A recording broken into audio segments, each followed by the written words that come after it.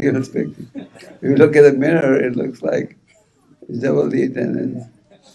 Okay. We're very happy to be here.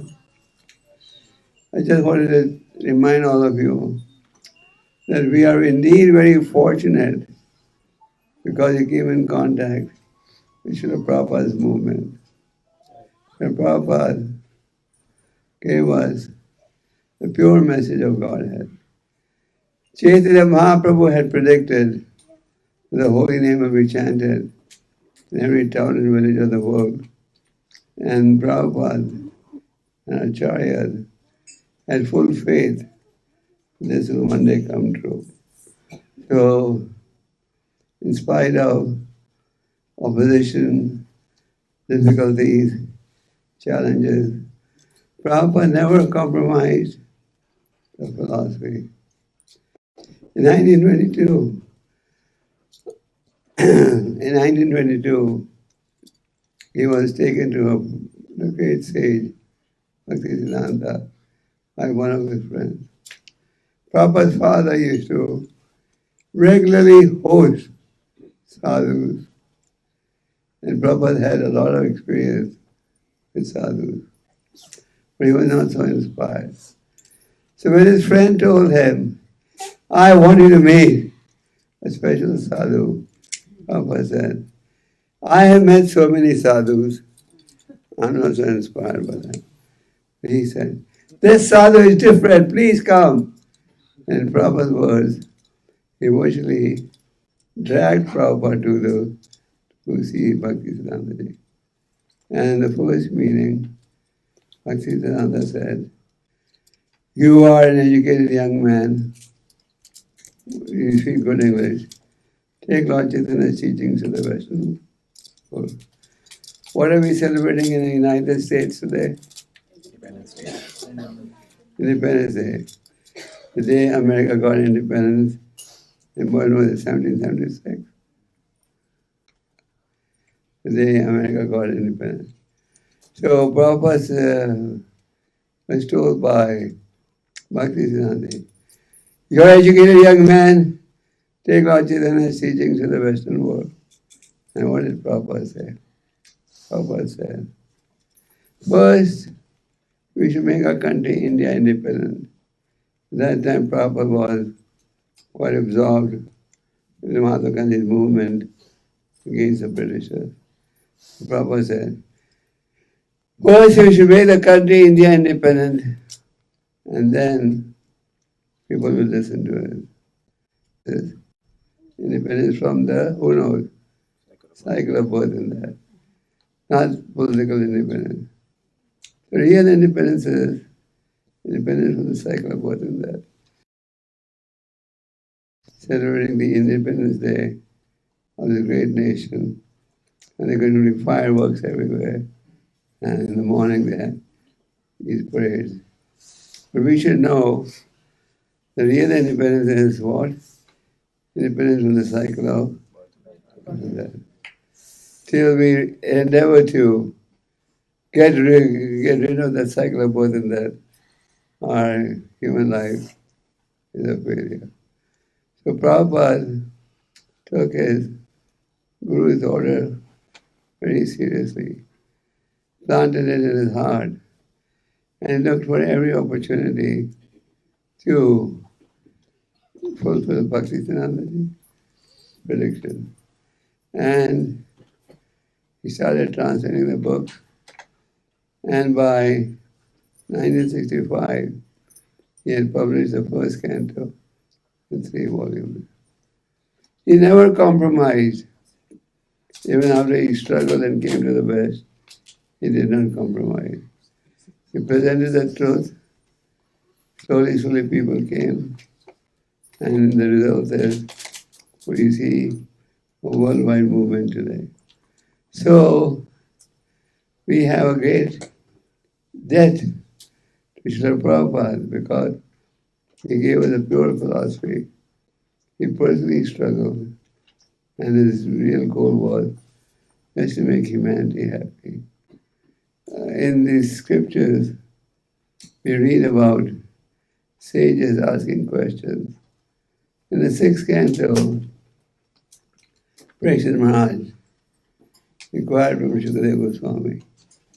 Parikshit Maharaj in the 5th canto had heard the description of the hellish planets.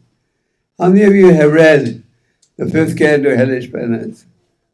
Okay, scary.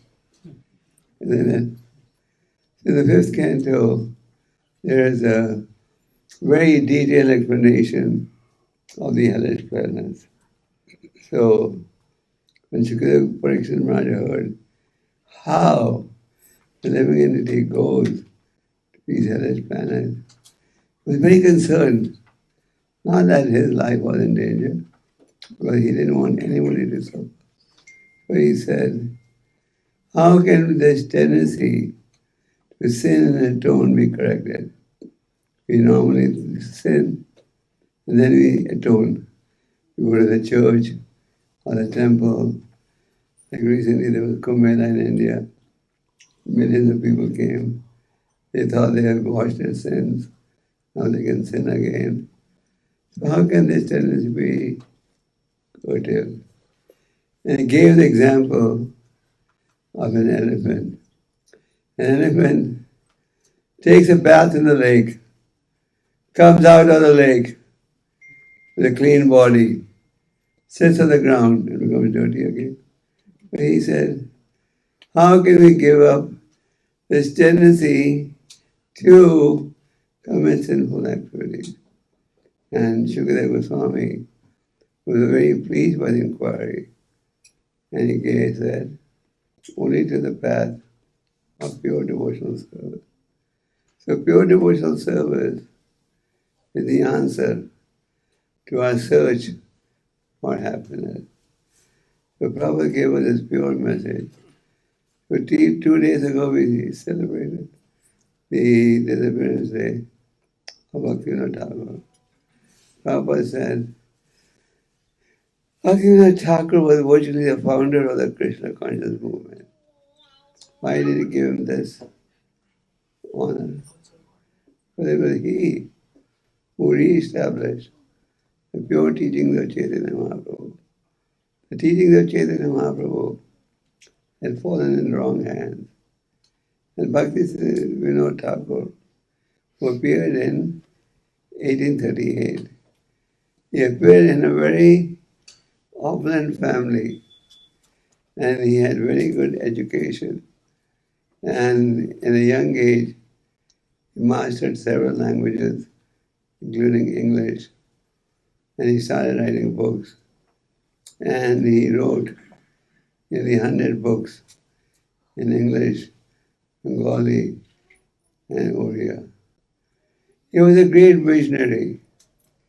He had predicted the day would come when the holy name would be chanted in different countries around the world. And he had predicted a day would come when devotees from different countries would come and chant and dance along with the local Bengali devotees. And he had made one more prediction. Who knows that? He said, a very powerful general will soon appear who will take our Chaitanya's teachings to the Western world. A Maharathi. Who was it, Maharathi? Prabhupada. Bhaktivinoda Thakur, I'll just give you a brief summary. He had obtained a very high position with the British government. The position was that of a district magistrate. This was the highest position an Indian could hold under the British government. And the British government trusted him, gave him a lot of responsibility. He corrected many of the ills of society. For example, at that time, there was a bogus person who pretended that he was an incarnation of God. And he was flirting with people's wives, daughters, sisters. So So he had him arrested. This man had tantric, Hare Krishna, louder. This man had tantric powers. And after the arrest, even like before, his whole family became sick. Everyone said, this is the result of his putting the Lord in prison. He refused to budge. And what happened? Later this impostor committed suicide. So Bhaktivinoda also wrote a book on the life of Chaitanya Mahaprabhu. And he sent this book to universities around the world in which year? 1896. The year that Prabhupada appeared. Prabhupada dedicates his book, Teaching the Lord Chaitanya, to Bhaktivinoda Thakur. He says, he started international preaching in 1896. Bhaktivinoda Thakur had prayed to the Lord, please may you send a ray of Vishnu who can carry this movement forward. And in response to this prayer, who appeared? Bhaktisiddhanta Saraswati Thakur. Because he was holding a magistrate's position, the Rath Yatra would stand in front of the magistrate's house. So Bhaktivinoda Thakur's wife, Bhagavati, took the opportunity to place a child at the feet of Lord Jagannath, and a garland from Lord Jagannath fell on the child. So Bhaktivinoda Thakur could see this child is very special, and he gave him special instruction. Bhaktivinoda Thakur corrected many of the ills of society. And what did he discover? The true birthplace of Chaitanya Mahaprabhu. He could not accept that now there was a birthplace. During the British rule, he got himself transferred to Jagannath Puri. To Krishnanagar. And every weekend he would go and study the maps, study the local population. He was convinced this is not the correct place of birth. So one day when he was in his, how many of you have seen Bhaktivinoda Thakur's Bhajan Kutir? Okay, not many.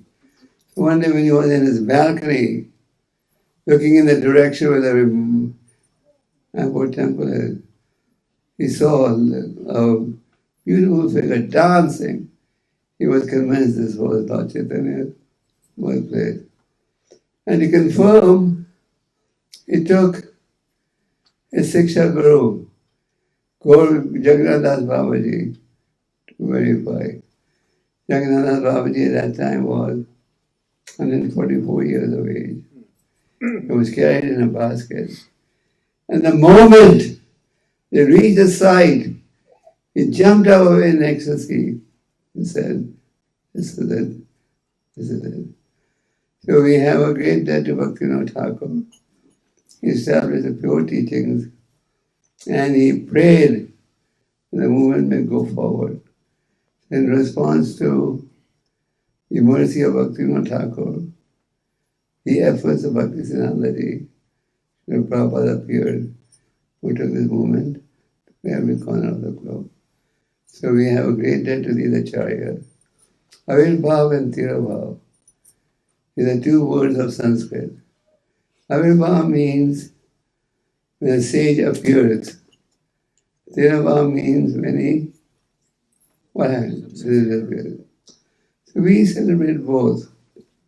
Why? Because it gives us an opportunity to glorify. Remember the pastimes of the great sages. We have in our sampradaya so much literature to meditate upon, so many pastimes of the Lord, and if we seriously endeavor, we will keep making spiritual advancement. So yesterday was the Gunica Marjanam Day. Gunica is the name of the wife of King Niranjandas. And Marjanam means to clean.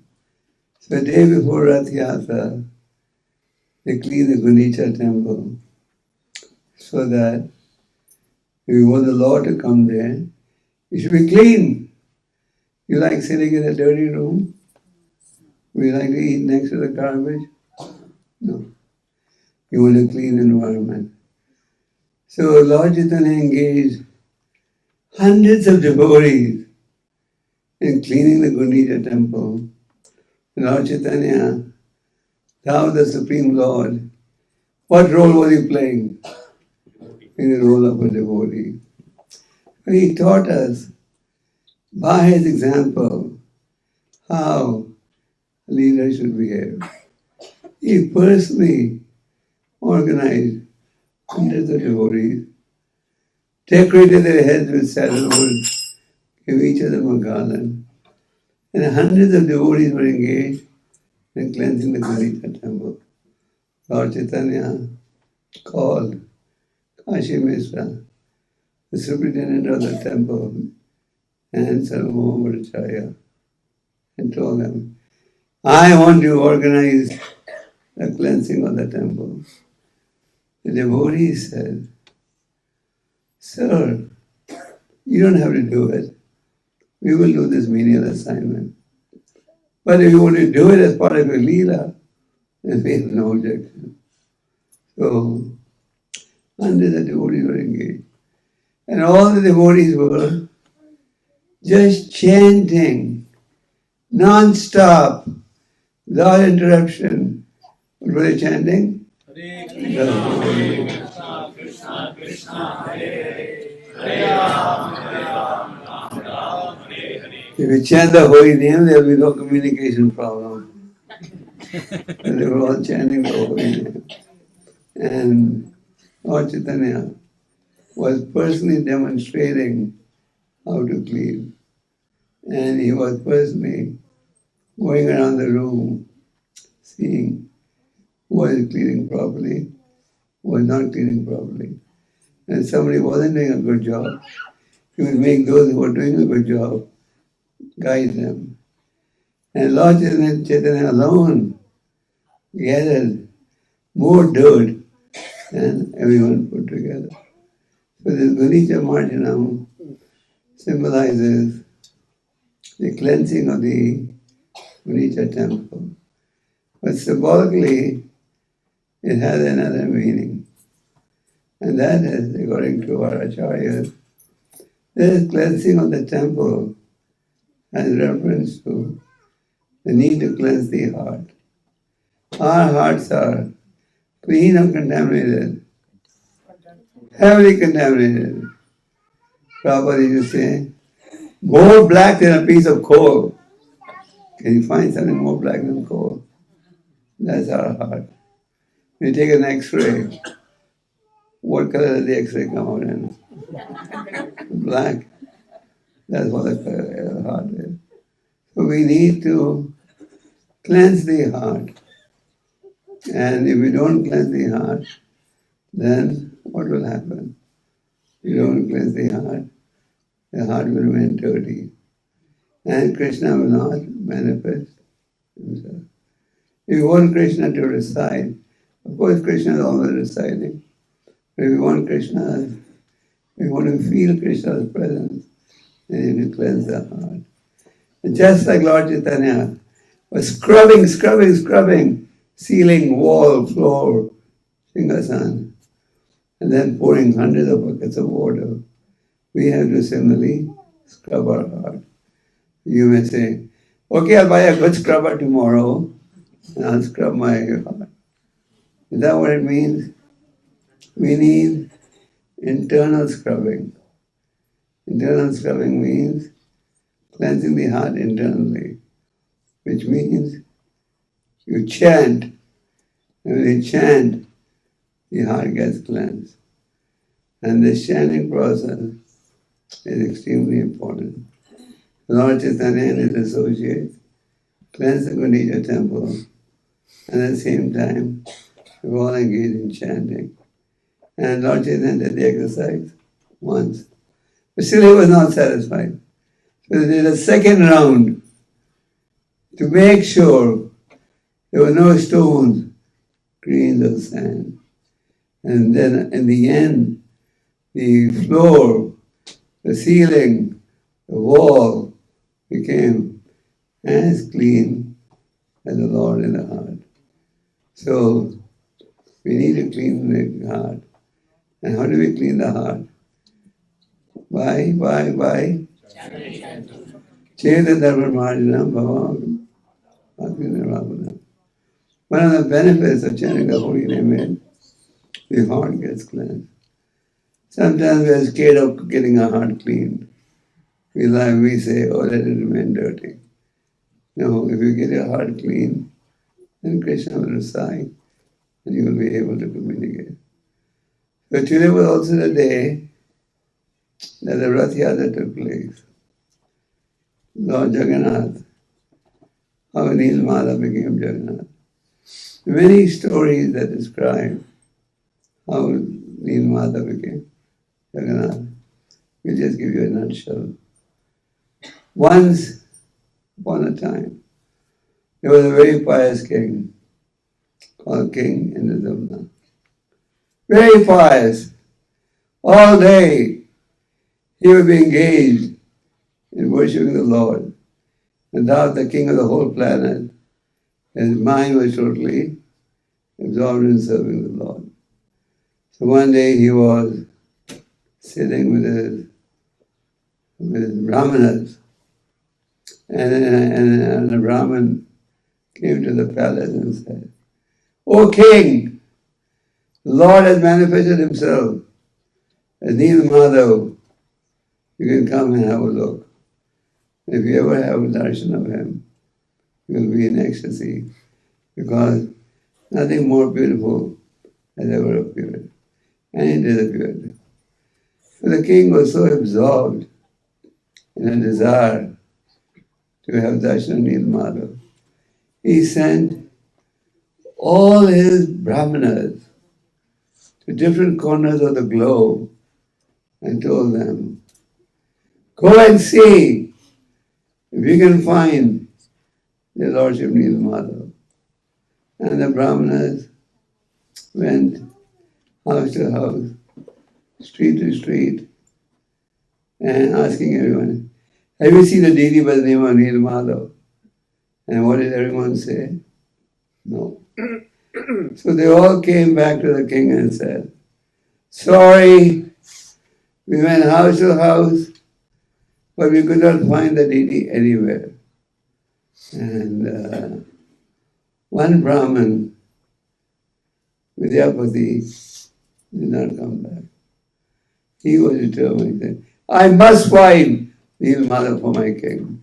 So Vidyapati started living in a village where there was another pious Brahmin, a pious person, Vishvasu, who was actually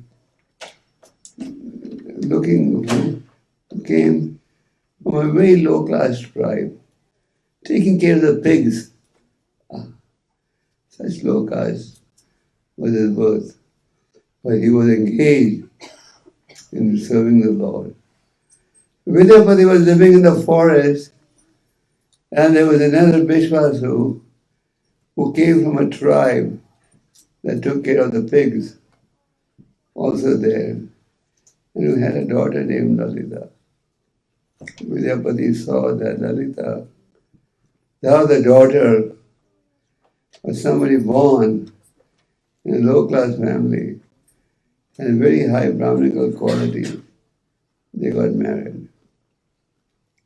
And gradually, Vidyapati saw that this father-in-law leaves home in the night, goes away, comes back the next day, sometimes after 2 days, and when he would come back, his body would have so much fragrance on it. It looked as if it came from Vaikuntha. So Vidyapati asked his wife, "Where did your father go? He goes away and then come back in the night. And when he comes back, so much perfume comes from his so much fragrance. Where does he go?" Lalita said, "I can't tell you. My father has told me not to tell anyone." He said, "I'm your husband, tell me." And then he finally revealed. There is a deity by the name of Nil Madhav. This is a self-manifested deity. There are two categories of deities. Some are self-manifested. Self-manifested deity means the deity is not carved in Jaipur or South India. The deity is manifested itself. And there's some self-manifested deities like the Gopal Krishna, Balaji, and a few others. So this was a self-manifested deity. So she said, there is a self-manifested deity by the name of Nil Madhav that is being worshipped in the jungle by my father. He doesn't want anyone to know about this because if the king or anyone finds out, they will take his service away because I'm from a low caste and give it to a Brahmana. So the husband said, "Can I go and have darshan of Nil Madhav?" He was in ecstasy when he heard that Nil Madhav deity can be traced. So he asked his wife, "Can I go and have darshan?" He said no. But then he pleaded, and the father agreed on the condition. He was going to blindfold Vidyapati and take him to that spot. And upon reaching that spot, he would open the cloth. So Vidyapati and his wife made a deal. They got some grains and they tied it down to a cloth. And as they were walking, he dropped the grains on the ground so he could later on identify how to reach there. When they reached there, Vishwasa took out the cloth and Vidyapati, when he saw Nil Madhav, he was shocked. He said, "I have never seen something more beautiful." That Brahman was right. Nil Madhav is very beautiful. And he saw that his father-in-law, upon reaching there, was working very hard. There was a lake over there. He took the water from the lake and did Abhishek. You know what is Abhishek? Who knows what is the meaning of Abhishek? Yeah. I mean, Abhishek means you give the Lord a bath. You take a bath every day. The Lord takes a bath every day also. Sometimes we go to devotee homes. We ask them, "How often do you bathe your deity?" "Oh, once a month." So I tell them, "You take a bath once a month?" No. If we bathe every day, we should bathe our deities every day too. So anyway, we saw that Vishwasu was giving a bath to his deities. He would pluck the flowers, make a garland for the deity, and then he would pluck the fruits and offer the fruits to the deity. So, and then he saw next to the lake, there was a crow sitting on a branch. And the crow fell in the lake, assumed a transcendental four-headed form, and in front of the Vidyapati, went back to Godhead. So Vidyapati thought, oh, the lake water is so pious, maybe I should jump there and commit suicide. And I'll also go back to Godhead. Why should I suffer and struggle in a material world? But then a transcendental voice said, no, your mission is to find Neil Madhav. Now you have found it. Go and tell the king. So the king, Vidyapati, went back to the king and said, I have found Neil Madhav. So the king was in ecstasy. He took his army and they proceeded and they proceeded to the spot where Neil Madhav. Where is the deity? Vishwasa said, I'm bewildered myself. I don't know where the deity has gone. And then a divine voice said, now I am not going to be manifested in the form of Nirvana. I'm going to be manifested. See me in this. And there's a lake where there's a big log of wood which has the imprints of the lotus feet of the Lord. You take that log of wood and carve a form of the Lord. So the king was disappointed. He could not see Neil Madhav. But at least he had a hope that he will be able to see. So he went just like the divine voice had revealed. So the king, along with his army, tried to lift the log of wood. And with the strength of the whole army, they could not move the log of wood, even 1 inch. The log of wood was just stuck. They could, the log of wood, bring my 2 devotees. The Lord never forgets his devotees. Pasam Pusmam Param Toya. Krishna says, you can offer me with love. If a tulsi leaf, I will accept it. Or a glass of water. He doesn't even say, offer me imported water. Any water. He doesn't need your help. He doesn't need my help. But he gives us an opportunity to engage in service and get purified.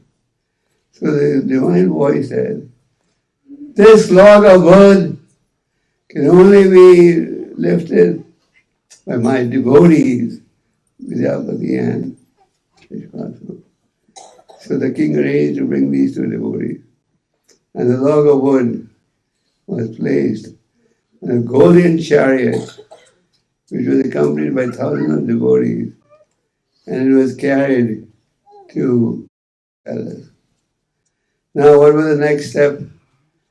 The next step was making a sculpture, carving.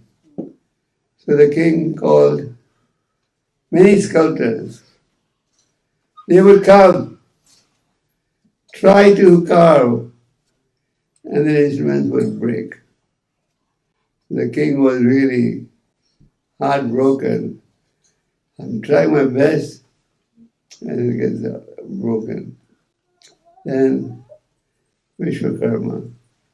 Vishwakarma is a sculptor who designs palaces of the architect and palaces in the heavenly planets. The Vishwakarma disguised himself as an old man with a beard and came to the palace. And he said, my dear king, I will carve a form of the Lord, but on one condition, I should not be interrupted for 21 days. I should not be interrupted. And if anyone comes in, I will withdraw. The king agreed to the condition. And the room was closed. And the king was sitting with his ear pasted to the wall, to the door, hearing tick, tick, tick, tick, tick. What is this tick, tick, tick? He was carving. When we were, how many of you have seen the Hare Krishna temple in Juhu? That's all? Life is failure. It's not 100%. Okay. Yeah, so when we were building the temple, Prabhupada was staying on the 5th floor. And downstairs, the temple was being finished, but tick, tick, tick noise was going on.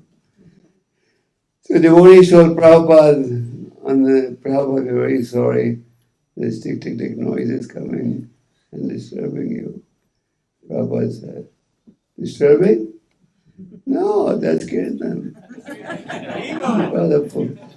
That's kirtan because the temple of the Lord was being built. So the king had his ears posted against the door and he was hearing the tick, tick, tick. But then he saw after 2 weeks, the tick, tick stopped. And he got panicky. He said, now what happened? There's no tick, tick. And now, is he alive? Is he dead? And he consulted Gundicha, his wife. She said, maybe he's dead. You should go in and see. But for 2 weeks, he didn't give him any water to drink or food to eat. And the ministers said, no, don't go. Because the Bishop Krishna told us, if we come and he'll disappear. But the king heard, he took Gundicha's advice, and he opened the door. And when he opened the door, what happened? The Vishwakarma disappeared. And the form of the Lord that you see today was there. When the king first saw the form of the Lord, it looked very incomplete. No hands, no legs. And he was thinking, because I prematurely came inside the room when I was not supposed to, so there is this unfinished form of the Lord. And then Lord Brahma said, no, this form is not unfinished. This is the way I want to be worshipped now. And then the king, with a beautiful temple for their lordships, so today, by the mercy of Prabhupada, this Rath Yatra festival is given a lot of prominence. Chaitanya Mahaprabhu had instructed his followers to go and preach. But on the occasion of Rath Yatra, we were all allowed to come back. But the king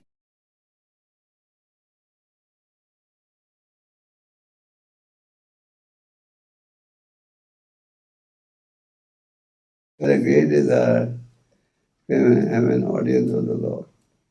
So the king told Lord Niranjandas, the Lord's secretary, I want to have an audience with the Lord. The Lord said, now, the king has to deal with worldly issues. I cannot meet him. And the king said, if I don't get an audience with the Lord, I will give up my kingdom and become a beggar. Any flaws in my character, people will laugh at me. So ultimately, the king requested, give me an audience. Ultimately then, it was settled. They gave the king a garment worn by the Lord. And a garment worn by the Lord is as good as the Lord. So Pranhupada was so moved, he started worshiping. King Pranhupada performed the job of of a sweeper. He took a broom and cleaned the whole temple, cleaned the road with that broom. And then he took rose water and cleaned the whole route on which the Rath Yatra was going to parties with each chariot. He did not need a sound system. And he was dancing simultaneously in all the 7 parties. Only few devotees could see it. And the Lord Chaitanya gave the special mercy to whom? King Pranhupada also. Because the Lord was pleased by his humility. So if you want to please the Lord, you don't have to be a big man. You don't have to be a man. You have to have faith and desire to serve the Lord. And if you have that sincere desire, the Lord reciprocates. So Lord Chaitanya gave a lot of emphasis to the Rath Yatra. This King Pranhupada, his father's name was King Purushottam. King Purushottam was at one time, he was supposed, I don't you marry my daughter. King Purushottam agreed, but he had to go back to organize the Rath Yatra. He said, okay, now I have to go back. It's Rath Yatra time. I have to do the organization. And he invited the King of Kanchi to come for the Rath Yatra. The King of Kanchi did not come, but he sent his Prime Minister. On my behalf, you go in. This King Purushottam was doing the job of a sweeper. He was first cleansing the road with his broom, and then washing the road with scented water. So he said, my king wants to marry his daughter to a sweeper. That's a sweeper's job. Cleaning the Purushottam heard that. The marriage has been called off because they thought he was a sweeper. He said, he waged a war. He took his army to fight the King of Kanchi. And he lost. So he lost. So the king for Jagannath's glory, and I lost the battle. He was a little depressed and he went to a Brahmin. The Brahmin said, did you take Jagannath's blessings before going on the war? He said, no, I forgot. So he went back to Lord Jagannath and seek his blessings. He said, I'm fighting. Jagannath said, you go and battle and you fight again. I'll come and join your army. The king was surprised. How is King Jagannath and Balaram, how are they going to fight? How are they going to come in my side? Anyway, the word spread around in Jagannath Puri that the Jagannath and Balaram were going to fight along with the King Purushottam. So everyone in the Jagannath Puri joined the army, and the king was leading his army to attack the King of Kanchi. Ahead of them on 2 horses were Krishna and Balaram. One was head of King Purushottam's army, and they were very thirsty. There was a lady selling buttermilk. So they drank all the buttermilk from that lady. And the lady said, money, paisa, money. And the two soldiers said, we don't have any money. We are members of King Purushottam's army. He's coming, and ask him for money. She said, but they may not believe me. If I tell them you drank all my buttermilk, they may not believe it. What proof do I have? So Jagannath took out his ring and gave the ring to that lady and said, show this ring as evidence.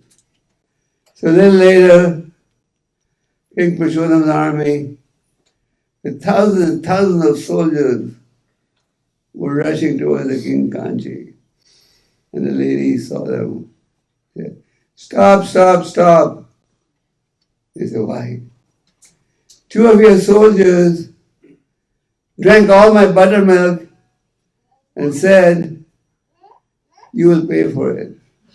Please pay me. And the king said, what proof do I have that they were my soldiers? And she took out the ring and said, this is what they gave as evidence.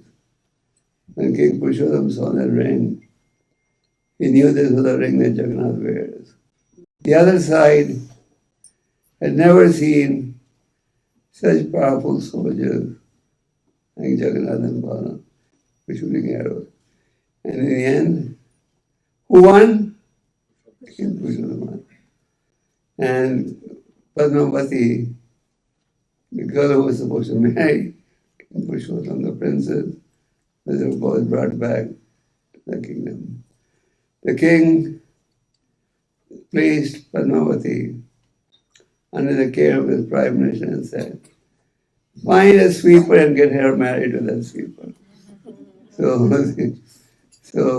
the prime minister said, okay, in the appropriate day I will do that. So again they were getting ready for Rath Yatra. And the prime minister said, king was all dressed up. He was busy organizing Rath Yatra. So the prime minister came and said, sir, I have news for you. What? I found a husband for Princess Padmavati. And he said, really? Okay, let me, don't disturb me. Who's that husband? You're the best people. And then they were married. Lord Jagannath, there are many stories of Lord Jagannath. So Lord Jagannath is Lord of the universe.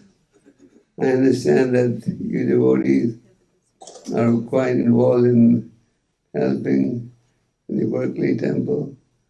The Berkeley Rath Yatra was the first Rath Yatra organized by ISKCON. And you all know the story of Malati went to an Indian boutique where she saw 3 dolls, 3 baskets, in which there were 3 different types of dolls. And it was an Indian doll for sale. She just took one of them and came to Prabhupada and said, Prabhupada, I found this Indian doll in an Indian boutique. I don't know if the shop is still there. Cost plus. Is the shop still there? I know. Anyway, so Prabhupada said, this is not a doll, this is Lord of the universe. Prabhupada told her, go and see if there are companion dolls. So she went back and saw, yes, they were. So Prabhupada placed, they were small. He placed them on his table. And he asked the devotees, is there anyone who knows how to make sculptures? And her husband, Shyam Sundar, was a chemical engineer by education. But Americans are quite versatile. He said, I know how to carve. And then the first deities were carved. And I believe the first Rath Yatra was in 1967. So this Rath Yatra is a wonderful occasion. The one time, if you wanted Lord Jagannath's darshan, you had to go all the way to Jagannath Puri. But today, thanks to Prabhupada, you have Rath Yatras all over the world. As today in India, we had about 15 Rath Yatras by ISKCON devotees in different parts of India. So today this Rath Yatra is being held in virtually every corner of the globe, even in Moscow. In the Iraq war, we had a Rath Yatra, even in the war. We had one devotee was one soldier, was a devotee. We organized a Rath Yatra inside the military campus. So this is a very ancient festival.